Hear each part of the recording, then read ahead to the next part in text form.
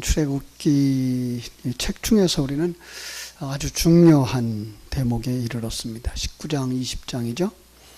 40장으로 되어져 있는 책의 중간이 되어져서 중요하기도 하고요. 그런가 하면 성경의 그 출애굽기의 내용상으로도 아주 중요한 부분입니다. 그래서 이 부분을 잘 묵상하시면 우리가 사도행전에 나오는 역사를 이렇게 우리가 경험할 수 있고요. 또 하나님이 약속한 그 언약을 우리가 붙잡고 나갈 수 있게 되리라고 믿습니다. 우리 1절에 보니까 이렇게 되어 있어요. 이스라엘 자손이 애굽 땅을 떠난 지 3개월이 되던 날, 이렇게 되어져 있어요. 조금 번역상에 문제가 있다고 제가 전에 말씀드렸죠. 그죠? 그래서 먼저 개역 성경에 보면 뭐라고 되어 있죠? 제3월 곧 그날에, 제3월 곧 그날에. 제3월이라는 말은 세 번째 달이라는 말이 되죠. 그죠? 자, 이거 지금 오늘 본문의 말씀으로 보면 3개월이 되던 날, 그러면 어떻게 돼요? 60일이 지나고 그 다음 날, 이렇게 볼 수 있는데요. 사실 세 번째 달 그날 그리면 우리가 계산할 수 있는 게 뭔가 하면 언제 떠났죠? 이거부터 이렇게 계산해야 돼요. 6월절 날 떠났잖아요. 그죠? 6월절 양 잡을 때 그게 뭐예요? 정월 보름날이에요. 정월 보름날 떠났으면 그 달이 15일이 지나갔고 그 다음 달이 30일이 지나갔고 그럼 45일 지나갔잖아요. 세 번째 달 그날 어떤 날일 것 같아요? 바로 50일 되는 날, 오순절 날인 거예요. 오순절 날에 놀라운 하나님의 언약의 말씀이 내려오고 있는 것을 볼 수가 있는 거죠. 이거를 이제 사도행전에 가면 오순절 날에 그들이 성령을 받죠. 성령을 받자 그동안에 경험했던 많은 예수님과의 교훈을 받고 배움을 받고 가르침을 받고 경험했던 일들이 그 영적인 생명이 탁 살아나는 날이에요. 이게 오순절 날이잖아요. 그러니까 바로 이 19장, 20장에도 동일한 말씀이 이스라엘 백성들에게 주어졌다는 걸 우리에게 가르쳐 주기 위해서 성경은 이렇게 정확하게 날짜를 짚어주고 있는데 그게 감추어져 있어요. 참 안타깝죠. 우리가 생각할 때 왜 성경이 좀 정확하게 그걸 그냥 밝혀주질 않고 꼭 이렇게 감추어놔서 우리로 하여금 혼돈하게 할까. 엊그제도 이제 중국에 있는 그 우리 제자라 그래야 되겠죠. 길림대 교수인데 그 6월절에 관한 이야기를 하고 그리고 이제 또 이사야에 대한 이야기를 하면서 이게 무슨 뜻이에요? 왜 그 위선자들이라고 말을 했어요? 근데 위선자는 사실 그들이 정말 위선자가 아니거든요. 진리를 알지 못하고 그리고 이 세상 것만 이야기하고 있는 자들을 성경은 거짓 선지자 이렇게 말을 했거든요. 이제 그렇게 설명을 해줬더니 왜 그렇게 밝혀주질 않았을까요? 그래서 제가 성경 두 곳을 짚어주었어요. 어디 가면은 이사야서 6장 6절로 8절이에요. 이사야서 6장에 가보면은요, 이사야가 성전에 올라가서 거기 임재하신 하나님을 만나요. 예배죠. 예배 속에 들어간 거예요. 거기서 은혜 받아요. 자기가 죄인인 거 깨달아 알고 회개하고 또 하나님이 주시는 사죄의 은총을 덧입고 하나님의 음성을 들어요. 내가 누구를 보내며 누가 우리를 위하여 갈고. 그때 거기서 결단을 하죠. 내가 여기 있나이다. 나를 보내소서. 근데 또 말씀을 주시는데 뭐라 그래요? 가서 듣기는 들어도 깨닫지 못하고 보기는 보아도 알지 못하게 하라 그래. 이게 무슨 말이에요? 근데 이걸 마태복음 13장 11절에서도 이하에 쭉 설명을 똑같이 해줘요. 비유를 뭐 이렇게 풀어서 말씀하시잖아요. 우리가 생각하는 비유는 어떤 거예요? 비유는 우리가 아는 비유는 어떤 어려운 걸 이해하기 쉽게 어떤 이해를 우리가 잘 아는 이해를 들어서 설명해 줌으로 말미암아 이 감추어준 것들이 드러나게 해주는 게 비유인데 비유로 말씀하신 후에 제자들이 물어봐요. 왜 아까는 이게 무슨 뜻이에요? 그래. 비유를 쭉 설명해 줘요. 그랬더니 왜 아까는 설명해 주지 않고 우리들에게는 설명해 주죠? 이런 얘기를 해요. 그때 예수님이 뭐라 그래요? 이 이사야 6장에 있는 이야기를 그대로 가지고 들어와요. 그러면서 너희들은 깨달아 알고 저들은 깨달아 알지 못하게 하려 함이니라 그래요. 여러분, 이 하늘나라 진리는 세상의 진리나 세상의 사상으로 해답이 없는 거예요. 그것만 보면 그걸 갖다가 거짓 선지자들이라고 하는 말을 하고 거짓말하는 자라고 말하는 거예요. 거짓말은, 성경이 말하고 있는 거짓말은 하얀 걸 갖다 놓고 이거 까만 거야 라고 말한다거나 동쪽을 갖다 이게 서쪽이야 라고 말하는 그런 거짓말이 아니고요. 하늘나라 진리를 말해주지 못하고 이 세상 것만 말하고 있을 때 그게 세상적으로는 아무리 정확하고 맞는다고 해도 그걸 거짓말이라고 말하고 있는 거예요. 왜요? 영적인 세계 속에서는 거기에 국한되어 있지 않기 때문인 거예요. 그러면 이사야가 그 말씀을 듣고 나가서 메시지를 전했으면 사람들이 알아들어야 돼요? 못 알아들어야 돼요? 못 알아들어야 되는 거예요. 그런데 그 안에 알아듣는 사람이 있더라는 거죠. 누가 한 거예요, 그럼? 하나님이 하셨다. 이렇게 나오는 거예요. 그러니까 오늘 성도들이 그 진리의 말씀을 듣고 와서 앉아있다고 하는 자체가 정말 하나님이 은혜 주셨구나. 이거 알게 하시는 거예요. 그죠? 자, 그래서 그들이 이제 애굽을 떠나서 쭉 와서 50일쯤 되던 날에 시내 광야에 도달한 거죠.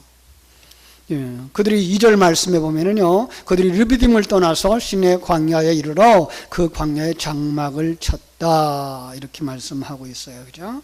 그러니까 르비딤에서부터 그렇게 멀지 않아요. 조금만 가면 시내 광야인 거예요. 그러니까 출애굽에서부터 지금 얼마 걸린 거예요? 50일 걸린 거예요. 요즘 와서 그 시내산의 그 위치나 홍해를 건넜다고 하는 그 홍해를 건넜던 자리의 위치가 새롭게 발견이 되어진다. 그래서 여기가 먼저 우리가 믿었던 곳이 아니고 새로운 곳이다라고 해서 지금 아주 복잡해지기 시작을 했는데요. 우리는 그냥 옛날 것대로 생각을 하면요, 그 시내산이 그렇게 높은 산으로 기억되어지고 있어요. 보통 해발 한 2000m 되는, 아주 높죠, 그죠? 해발 900m, 1000m 되는 산도 높은데 해발 2000m니까 얼마나 높은 거예요, 그죠?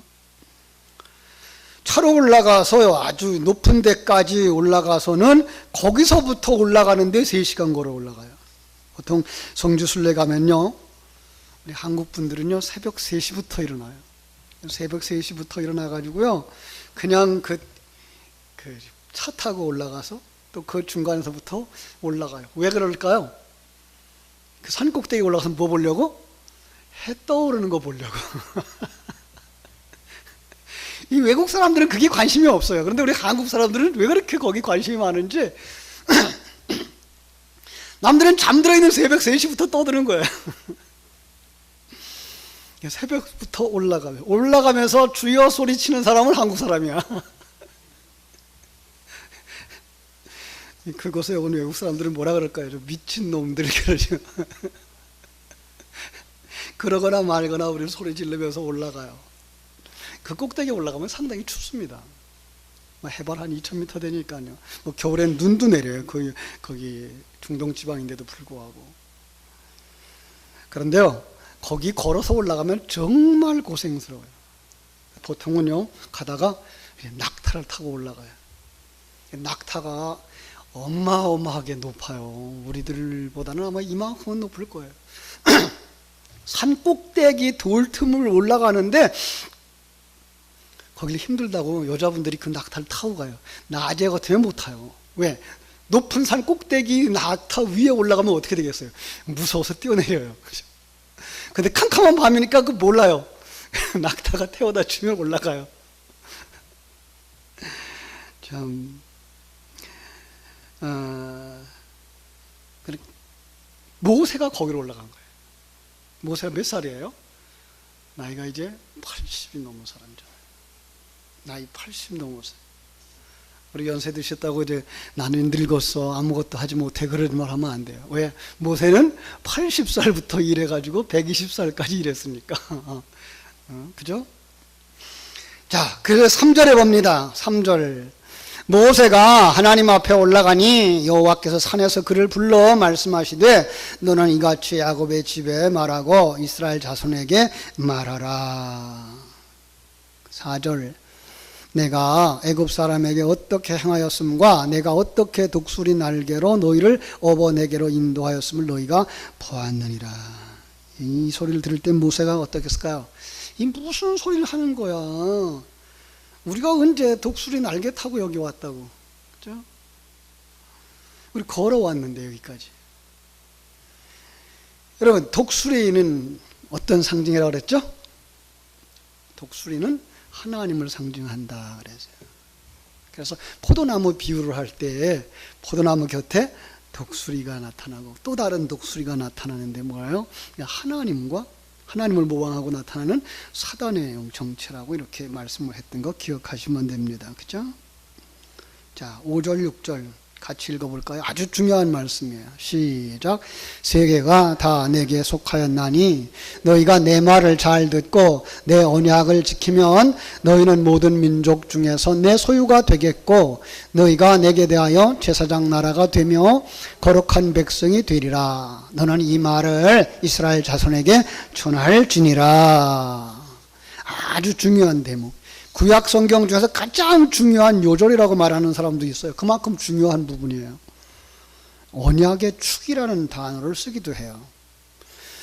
여백에다가 여러분 한번 그렇게 이렇게 카테고리를 좀 하고서 언약의 축이라는 말을 썼으면 좋을 것 같아요. 그런데 우리는 이거보다 중요한 이야기가 언제 주어진 거 보셨죠? 앞에서 성경 전체를 아우르는 구원론에 관한 이야기를 어디서 봤죠? 출애굽기 5장 22절부터 6장 7절 말씀까지죠. 모세가 하나님의 보냄을 받고 애굽으로 들어가죠. 거기서 형 아론을 만나서 둘이서 바로 앞에 갔어요. 예, 형제들에게 그 이스라엘 백성들에게 하나님이 나를 보내셔서 당신들을 출애굽시키려고 그런다. 그럼 내가 형과 같이 애굽에 내려가 바로 앞에 가서 당신들을 보내달라고 할 테니까 그 말을 믿고 따라라. 그래서 바로 앞에 가가지고선 하나님이 내 백성 이스라엘을 보내라 그런다. 나가서 제사하려고 그러니까 보내라. 그랬더니 뭐라 그래요? 이놈들이 그냥 배부르고 등 따수니까 반역을 하려고 그러는구나. 그러면서 안 되겠다. 너희들 일거리 좀 더 힘들게 해야 되겠다. 그래서 그동안엔 짚을 주어서 벽돌 만들었는데 집도 안 주고 너희들 스스로 짚을 마련해다가 써라. 벽돌을 만드는 숫자는 줄이면 안 된다. 이 고생을 더 시킨 거예요. 거기다가 제 숫자 만들지 못하면 이거는 채찍질 하니까 고통스러운 거예요. 자, 바로는 하나님의 말대로 이스라엘 놓아주지도 않죠. 그렇다고 이스라엘 백성들은 기다리지도 않고 당신 때문에 지금 우리가 더 고통스럽게 됐다고 원망하죠. 그 원망 속에서 하나님 앞에 나가 엎드려서 기도했더니 하나님이 응답해 주신 그 내용이 5장 22절에서부터 6장 7절 말씀이라고 그랬어요. 그 속에서 뭘 볼 수 있다 그랬죠? 우리는요, 하나님의 구원하는 그 구원의 전체적인 그림을 보일 수 있는데, 그 구원을 뭐라고 말한다고요? 자기 백성을 애굽에서 건져내시는 것, 이걸 구원이라고 그려놨어요. 예. 아브라함의 역사 속에는 자기 백성을 우상 숭배에서 하나님 숭배로 건져내는 것 구원이라고 말했다면, 출애굽기 속에서는 애굽에서 건져내서 가나안 땅에 들어가게 하는 것, 이걸 구원이라고 얘기를 했단 말이죠. 구원이 어떤 것인가에 대한 그 좀 밑그림을 이제 출애굽기 5장 22절에서 6장 7절에서 만들어 주신 거죠. 그 속에서 하나님의 백성은 어떤 존재냐? 하나님의 백성은 언약 속에 살아가는 백성이다. 하나님은 창세전에 너희를 향한 계획을 가졌었고, 너희들은 그 언약 때문에 지금 출애굽해서 가는 거고, 가나안에 들어가는 것도 언약 때문에 성취될 거다. 너희들은 언약의 백성이다. 이렇게 묘사를 했단 말이에요. 그 과정이 뭐냐? 출애굽의 모든 과정이 하나님을 알아가는 과정이다. 그리고 약속의 땅, 바로 땅에 대한 얘기죠. 그것은 바로 이제 가나안으로 이렇게 그려지는데, 이 가나안은 어디를 상징하고 있죠? 천국을 상징하고 있는 거죠. 그래서 이렇게 네 가지만 우리가 기억하면, 구원론을 설명할 때 이 네 가지만 생각해도 아주 정확하게 찾아낼 수 있는 부분들인 거예요. 본문을 보면서 이 속에서 하나님은 구원을 뭐라고 묘사하는가? 병에서 고치는 만든 것, 이런 것도 있고, 그죠? 하나님의 백성을 어떤 사람이라고 말하는가? 건강한 자, 완성된 자. 그 구원받은 백성들의 그 과정, 그죠? 하나님의 그 알아가는 것을 어떻게 알라고 그러는가? 그는 전능하신 분. 약속의 땅은 바로 천국, 하나님의 통치 아래에 있는 것, 여러 가지로 이렇게 해석해 가면서 부분 속에서 우리는 하나님이 우리에게 주신 구원을 깨달아 알 수 있도록 해 주신 거예요. 오늘 말씀도 바로 그런 거죠. 그래서 뭐라 그래요? 내가 내게 속하였나니, 세계가 다 내게 속하였나니, 나는 누구예요? 나 하나님이에요. 근데 하나님이 이 세계를 다 창조하신 분이야 라고 말씀하시는 거죠. 그죠? 여러분, 역사 속에 이렇게 말하고 있는 종교도, 이렇게 말하고 있는 어떤 사람도 없어요. 오직 하나님만. 우리는 여기서 우리가 믿는 하나님이 얼마나 큰 하나님인 걸 아셔야 돼요. 하나님은 이 시간과 공간 세계의 작은 지구덩어리나 우주 정도를 만드시는 분이 아니라 이거보다 어마어마하게 큰 세계를 만드시는, 그 위에 계시는 전능하신 하나님인 것을 우리가 믿어야 할 줄로 믿습니다. 그분이 우리의 하나님이에요. 그분이 우리의 하나님이에요. 여러분, 우리는 그 하나님에 대한 이야기를 들을 때, 그 하나님에 대한 이야기를 되새김질할수록 정말 감사하고 감격하고 그분 앞에 엎드려서, 참 내가 죄인입니다. 난 참 내 멋대로 살아왔군요. 내가 나 중심의 삶을 살아왔군요. 내가 강도같이 살아왔군요라고 회개할 수밖에 없는 사람이 된다고요. 그런데 오늘날 많은 사람들이 이 하나님을 알지 못해요. 호세가 말한 것처럼 내 백성이 이 하나님을 아는 지식이 없어서 망하는 거예요. 오늘 성도들이 정말 이 하나님을 아는 지식이 없어서 지금 이 출애굽의 모세 시내산에 올라오는 그들 앞에서 하나님이 말씀하시는 거예요.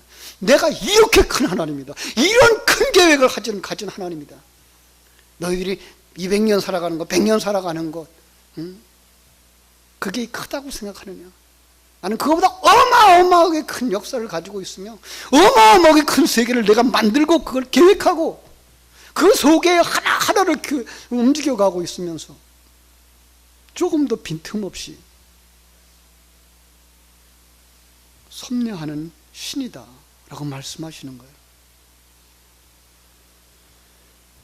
그런데요, 사람들이 이걸 못 알아들어요. 그래서 모세에게도 그렇게 얘기하죠. 너희가 내 말을 잘 들어라. 너희가 내 말을 잘 들어라. 중요한 것은요, 말을 잘 들을 수 있어야 되는데, 듣는 귀가 있어서 말씀을 들을 수 있어야 되는데, 성경은 타락한 사람들을 뭐라 그래요? 귀머거리라고 말하고 있어요. 귀머거리는요, 아무리 큰 소리가 나도 못 알아들어요. 신약 성경에 오면은요, 예수님이 겟세마네 동산에서 붙잡혀 가실 때에 베드로가 제사장의 종 말고라고 하는 사람의 귀를 잘라버리죠. 그죠? 무슨 얘기인지 그거 아십니까?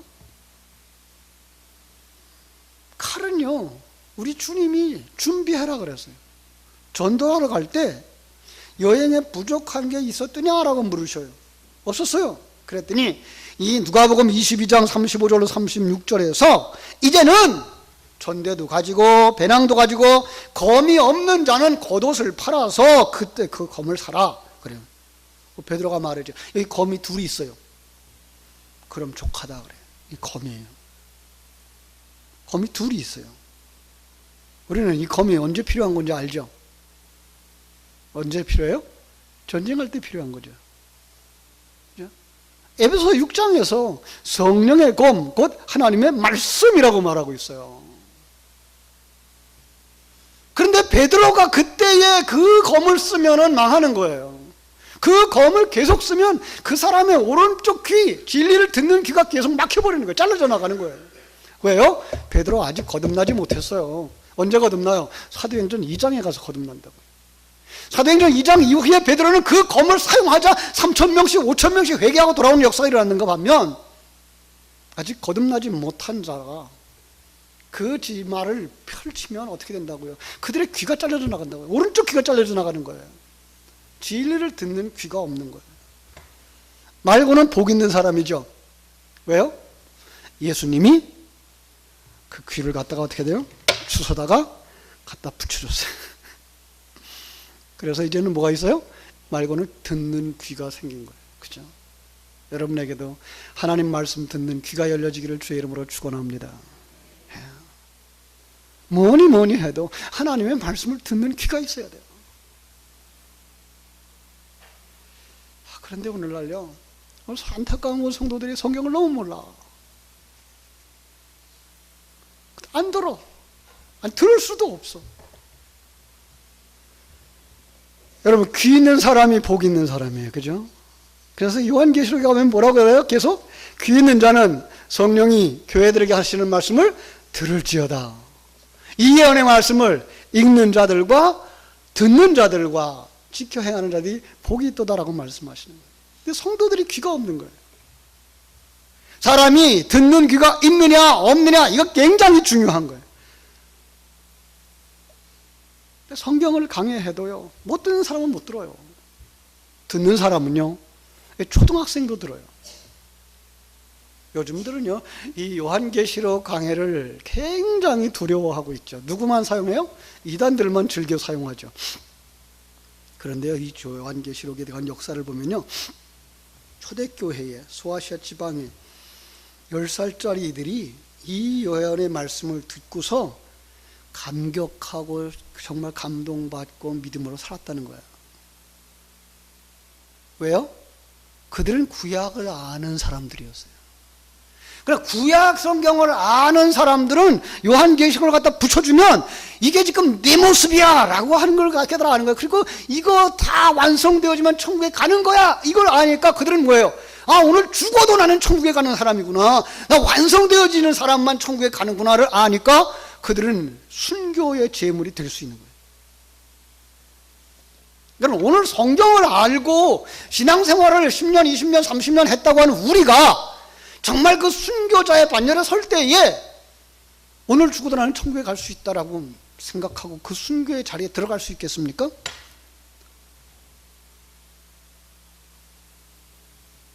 정말 우리는 진리의 말씀을 내가 가지고 있는지. 그 사람은요, 진리가 떨어지면 떨어질수록 그 말씀에 싹이 나고 자라나고 연결되어져서 진리가 풍성해져요. 그런데 이 진리가 없는 사람은 성경이 뭐라 그랬어요? 없는 자는 있는 것까지 빼앗기리라. 왜요? 그냥 그 진리의 설교가 딱딱해서 귀가 안 들려. 가지고 있었던 것까지 까먹는 거예요. 있는 자는 받아서 풍족하게 된대요. 진리의 말씀이 우리 속에 있으면요, 진리가 떨어지면 연결되어져요. 진리가 떨어지면 연결되어져요. 풍성해져요. 그러면 하나님의 임재가 느껴지고 하나님의 일하심이 느껴지고 나와 함께 하시는 하나님이 느껴지고 합력해서 선을 이루시는 하나님이 느껴지고 그 속에 감사가, 감격이 뭉클뭉클 솟아나. 우리 성도님들이 거기까지 갔으면 좋겠어요. 그러면 어떻게 될까요? 하나님의 언약이 보여요. 그래서 내 언약을 지키라라고 말씀하고 있는 거예요. 내 언약을 지키면 너희는 모든 민족 중에서 내 소유가 되리라라고 말씀하시는 거예요. 그죠? 열국 중에서 내 소유가 된대요. 거꾸로 말하면 뭐예요? 너희가 내 백성이냐? 그러면 내 말을 들을 거야. 내 약속을, 언약을 붙잡게 될 거야. 여러분, 사업을 같이 한다고 생각해 보십시다. 동업을 하는데 어떤 사람하고 동업할 것 같아요? 마음이 통해야죠. 아주 쉬운 얘기로 말이 통해야죠. 말이 통해야 동업을 할 거 아니에요. 말은 통한다고요. 우리 한국 사람이니까. 그런데 약속을 지켜야죠. 여러분, 앞으로 지금 이슬람교, 이거 무슬림들이 지금 들어오면요, 이게가 지금 우리 한국 교회가 지금 걱정하고 있는 부분이거든요. 걔네들은요, 약속에 철저하게 지킨대요. 계약서를 안 써도 그들은 지킨다는 거예요. 우리 크리스찬들이 그만큼 하고 있나요, 지금? 그럼 그들이 세상 사람들의 눈에는 무슬림이 약속 잘 지키는 무슬림이 더 신뢰가 있겠어요? 약속을 안 지키고 있는 한국 사람 크리스찬들이 더 신뢰가 가겠어요? 무슬림에 그냥 끌려가는 거예요. 빨려가는 거예요. 여러분, 정말 우리가 하나님의 말씀을 아는 자들, 말이 통하는 자들, 그리고 약속한 것을 지킬 줄 아는 사람들이 되어지기를 주님의 이름으로 축원합니다. 확실하게 그러면 자기의 소유를 삼으시겠대요. 자, 여러분, 내 소유, 어떻게 하면 내 소유가 되죠? 내가 만들면 내 거예요. 또 하나, 내가 돈 주고 사오면 내 거예요. 그죠? 자, 그런데요, 오늘날은 그것도 잘 안 통하더라고요. 내가 만들었어요. 이렇게 말하면 좀 이상하지만 내 새끼, 내 자식이 내 말대로 안 돼. 왜요? 내 거 아니기 때문에. 참, 자식 길러보지만 이 자식이 아버지 마음대로 어머니 마음대로 안 되는 것이 자식이더라고요. 참 입장 곤란하죠, 그죠? 자녀 마음대로 안 돼. 될 것 같은데 안 돼. 한번 그럴 때마다 생각해 보게 돼요. 나는 아버지 뜻대로 살고 있나? 오늘 어버이 주일이니까 또 한번 생각해 봅시다. 여러분들은 여러분의 부모님의 뜻대로 사셨나요? 난 그건 하나 자신을 할 수 있을 것 같아요. 저는 삼형제 가운데에서 아버지 말을 제일 잘 들었던 것 같아요. 아버지가 아침에 이제 일 나가시려고 소를 먹여야 되니까 밥 먹기 전에 이제 아들을 깨우죠. 제 이름만 불러요. 왜? 저는 눈을 비비고 이제 일어나서 소 끌고 나가니까. 그런 생각을 했어요. 근데 내가는 우리 자식들이 그렇게 될 줄 알았는데 그렇게 잘 안 되더라고.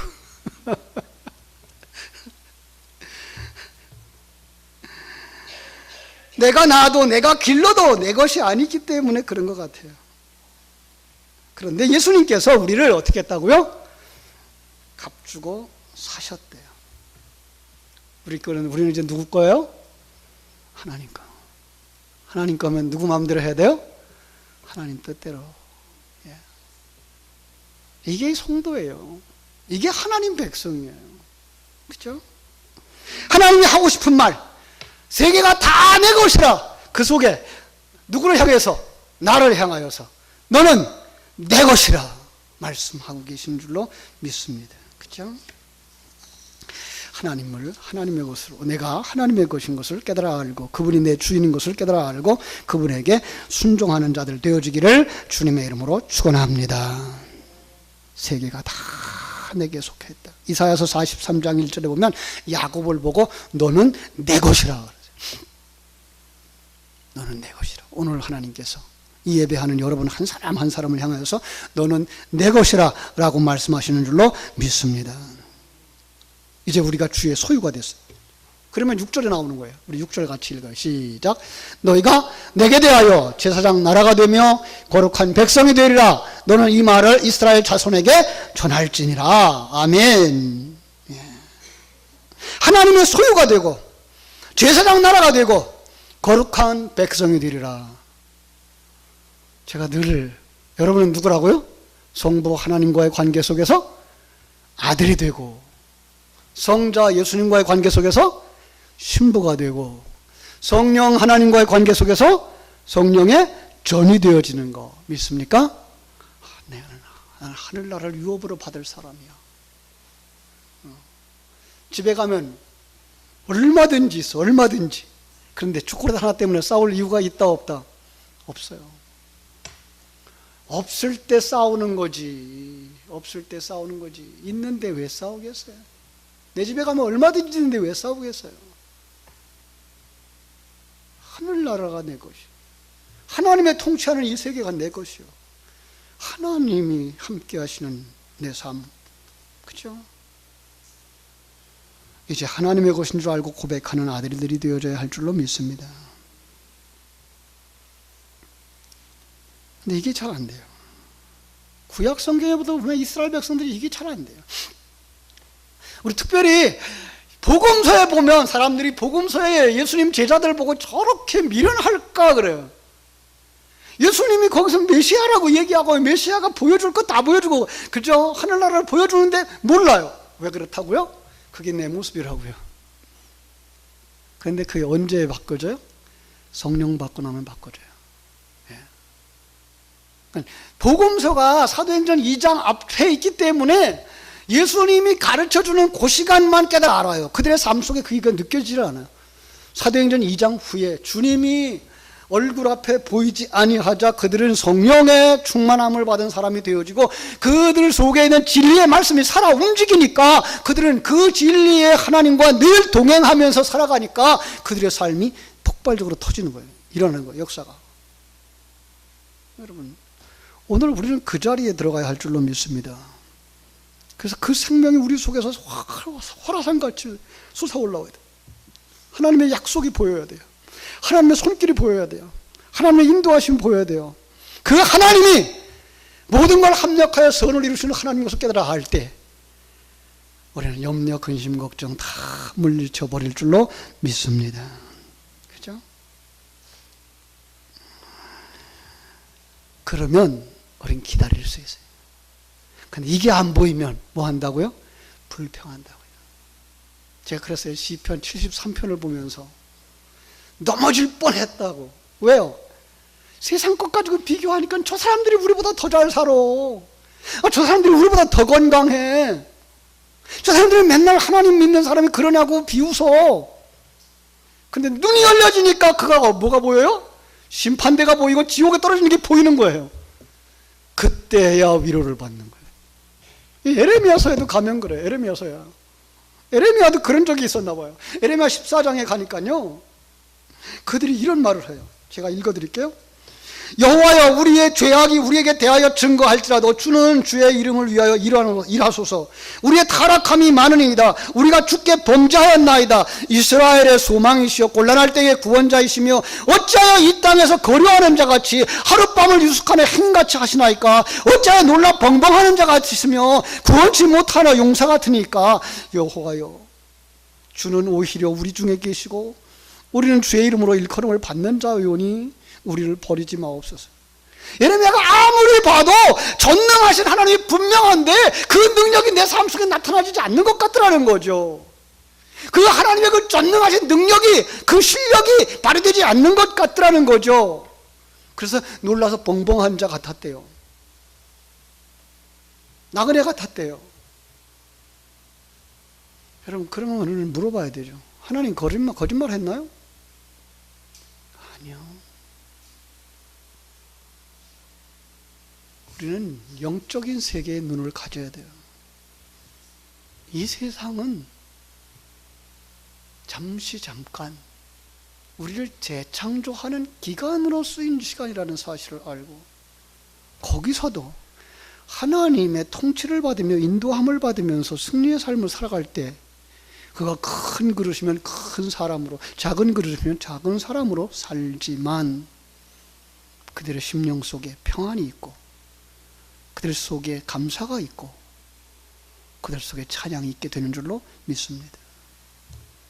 사랑하는 여러분, 이제 우리는 이 자리로 나와야 됩니다. 어느 자리로? 모세가 올라갔던 신의 산으로, 기도의 산으로 나오셔야 됩니다. 예배의 자리로 나오셔야 됩니다.